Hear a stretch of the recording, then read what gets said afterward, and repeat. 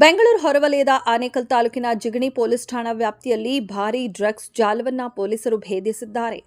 ಕೋಳಿ ಆಹಾರ ಸಾಗಿಸುತ್ತಿದ್ದ ಲಾರಿಯಲ್ಲಿ ಸುಮಾರು 1,25,00,000 ರೂಪಾಯಿ ಮೌಲ್ಯದ 250 ಕೆಜಿ ಗಾಂಜಾವನ್ನು ಜಿಗಣಿ ಪೊಲೀಸರು ವಶಪಡಿಸಿಕೊಂಡಿದ್ದಾರೆ.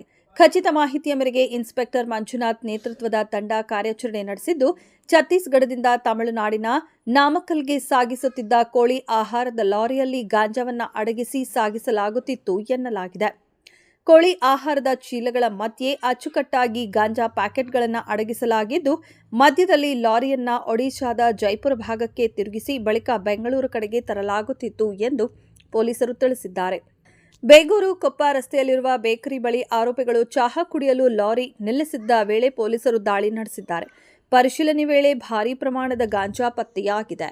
ಈ ಪ್ರಕರಣದಲ್ಲಿ ಬಿಹಾರ ಮೂಲದ ರಾಮಾಯಣ್ ಯಾದವ್ ಮತ್ತು ಸಬೀರ್ ಖಾನ್ ಎಂಬುವವರನ್ನ ಬಂಧಿಸಲಾಗಿದ್ದು, ಪ್ರಮುಖ ಆರೋಪಿಗಳಾದ ವಿನೋದ್ ಸಿಂಗ್ ಮತ್ತು ಬಾಬು ಬಂಧನಕ್ಕಾಗಿ ಪೊಲೀಸರು ಬಲೆ ಬೀಸಿದ್ದಾರೆ. ಜಿಗಣಿ ಪೊಲೀಸ್ ಠಾಣೆಯಲ್ಲಿ ಪ್ರಕರಣ ದಾಖಲಾಗಿದ್ದು, ಮತ್ತಷ್ಟು ತನಿಖೆ ಮುಂದುವರೆದಿದೆ.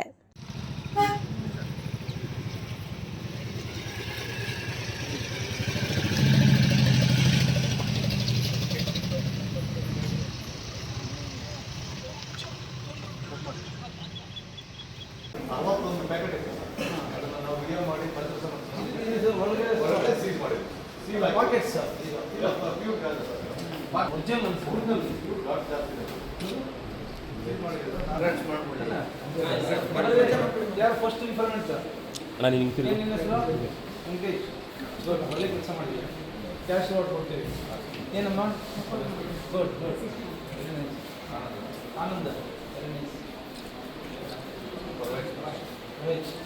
ಇಲ್ಲೇ ಕೆಲಸ ಮಾಡಬೇಕು.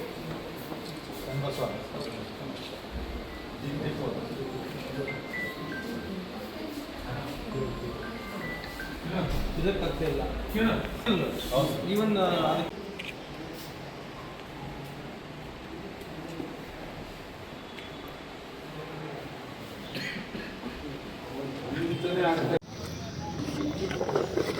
ಪಂಚರದು ಇದೆ ಸಾಹೇಬ್ರ ಕೈ ಲಾನ್ ಮಾಡಿಸ್ಕೊಳ್ಳಿ.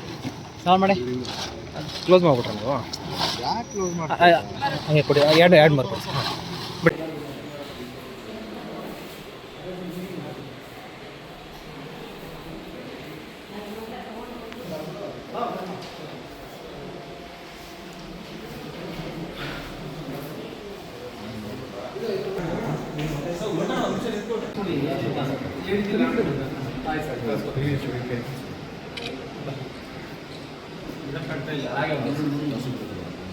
ಬೇಗ ತಗೊಳ್ರೆ ಯಾರು ಇರಕ್ಕಾಗ್ತಾ ಇಲ್ಲ.